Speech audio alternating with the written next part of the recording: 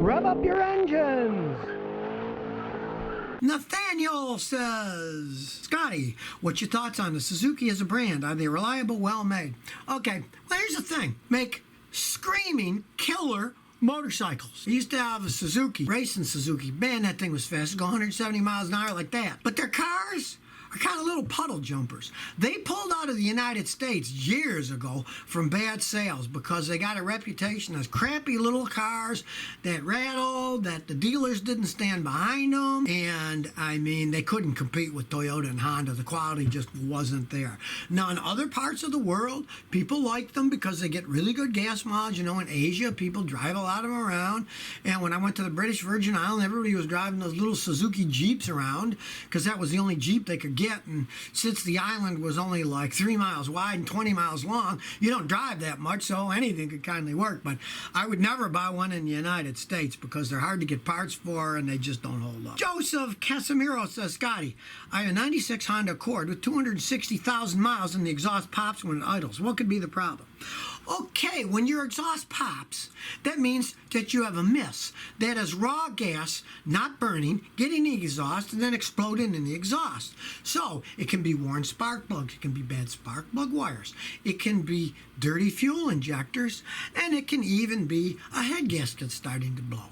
So you start with the simple stuff. Tune it up, change the spark plug, change the spark plug wires, have the fuel injector pressure cleaned, and pray that that fixes it, and that it's not an internal engine problem like a valve or a head gasket starting to blow. Oh, Tunvik Vieira H says, Scotty, what are your thoughts on a Ford F-150 2004?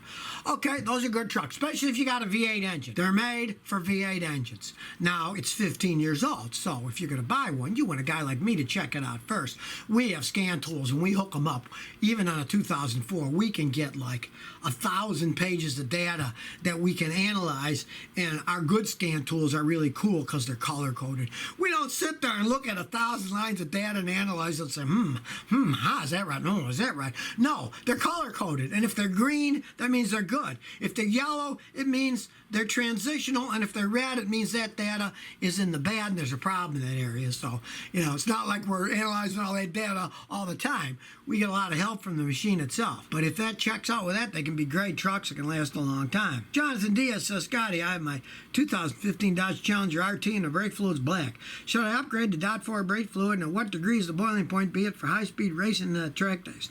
Okay, the first thing is you can buy some really high-level brake fluid. Do not buy the ones that are synthetic silicone-based ones because you probably have anti-lock brakes, and that doesn't work with anti-lock brakes. What you want to do is buy the highest quality regular brake fluid that you can get that's safe for ABS systems, and that'll be perfectly fine. But you definitely want to do it because if yours is black, it's got a lot of corrosion in it, and you don't have a problem, especially if you're racing it around. Just don't use the silicone stuff because the full synthetic silicone stuff is not compatible with ABS braking, and I'm sure you got ABS brakes on that. Jonathan Wang says, Scotty, I got an 05 Toyota Prius with 119,000 miles for $3,000. The car runs great, but I have two issues. The AC doesn't work, but it does blow air, and we're only getting 40 miles a gallon when it said 51 to 59. What could be wrong? Okay, well, as for it's not blowing AC, realize that the Priuses have electronic air compressors on them. They don't have belt-driven ones. They're electronically run. I believe they run on like 240 volts. They're very complex stuff. So have a guy check that who works on those systems. They're very complex. Now, as for your poor gas mileage, many times that is a 14-year-old Prius. The main hybrid battery in that thing gets weak and goes bad, and you get worse gas mileage. I see that all the time.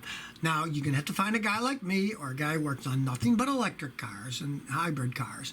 And we have special computers, and we hook them up to the computer. And in about 50 minutes, it does a complete test of the hybrid battery. And it tells you if any of the cells are bad, if they need replacing. Because that's generally what makes them get worse gas mileage on those is when the battery starts to go bad, the big hybrid battery, you get worse gas mileage because it's not regenerating and then repowering the energy when you brake and regenerate power. I see that all the time as those things age. So if you never want to miss another one of my new car repair videos, remember to ring that bell.